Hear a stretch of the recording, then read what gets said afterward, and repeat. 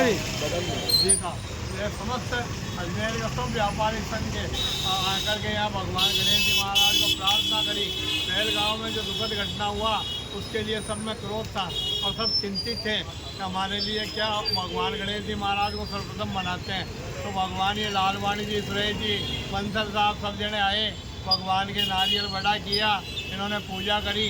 आज स्वेच्छा से भगवान जो गणेश जी महाराज ने विजय करवा दी है और आज स्वेच्छा से सबने लाइटें बंद रखी है।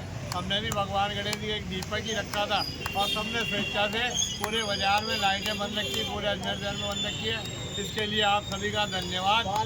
माता की सेना ने क्या किया? भारत सरकार की सेना ने भारत सरकार की सेना ने बहुत अपूर्व कार्य किया, उसके लिए हम सबको गर्व है और हम भारत सरकार की सेवा को और भारत सरकार, केंद्र सरकार के सभी प्रतिनिधियों, नेताओं को हम बहुत बहुत बधाई देते हैं। भविष्य में ऐसा कार्य हुए, पाकिस्तान को ऐसी मुंह तोड़ सजा दी जावे जो भविष्य में भारत की तरफ नज़र उठाकर नहीं देख सके। आपका नाम बताओ। घनश्याम आचार्य, प्राचीन गणेश जी का मंदिर, आगरा गेट, अजमेर।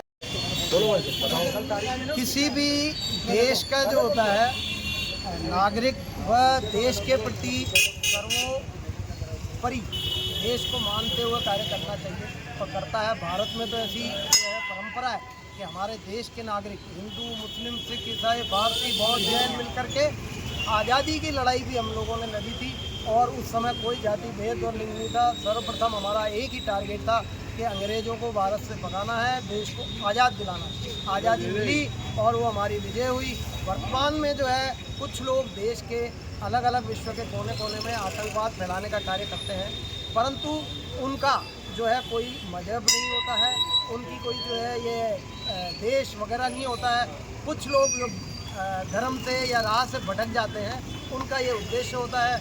इन्होंने विश्व के कोने कोने में कुछ क्षेत्रों में आतंक फैला रखा है और उससे सब लोग पीड़ित हैं।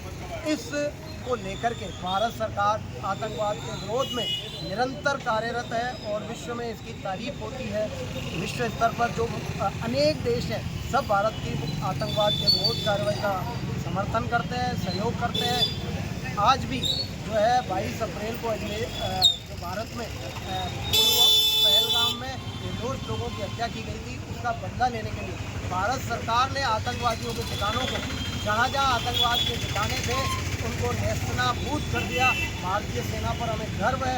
अर्धरात्रि में जो उन्होंने उनके ठिकानों को समाप्त कर दिया और भारत सरकार इतनी सक्षम है, सेना सक्षम है। भारत सरकार ने सेना को खुली छूट दे दी कि आप जो उचित समझो और वैसी कार्रवाई करो। तो सेना ने यह दिखा दिया, विश्व स्तर को दिखा दिया और आतंकियों को और उनके आकाओं को दिखा दिया कि इनको संरक्षण देने वालों को भी हम जो है बिल्कुल मुंह तोड़ जवाब देंगे और भारत की सेना सक्षम है यही। और आज जो है जो ट्रायल थी भारत सरकार की कि जो एक्सरसाइज की जाए, इसका मॉक ड्रिल किया जाए। 1971 में जब पाकिस्तान से लड़ाई थी तब ये लाइटें बंद करवाई जाती थी। लाइटें बंद करवाने का ये उद्देश्य होता है कि आकाश में से कोई देखता है तो जब लाइटें होती है तो उनको, दुश्मन को ये पता चल जाता है कि आबादी क्षेत्र है।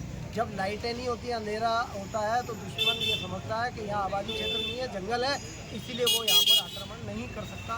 इस उद्देश्य से मॉक ड्रिल करवाया गया, प्रैक्टिस करवाई गई, लोगों को जागरूक किया गया। रमेश लालवानी, महासचिव श्री अजमेर व्यापारिक महासंघ की ओर से भी ये आगरा गेट पे लोगों को जागरूक किया गया और लाइटें स्वेच्छा से बंद।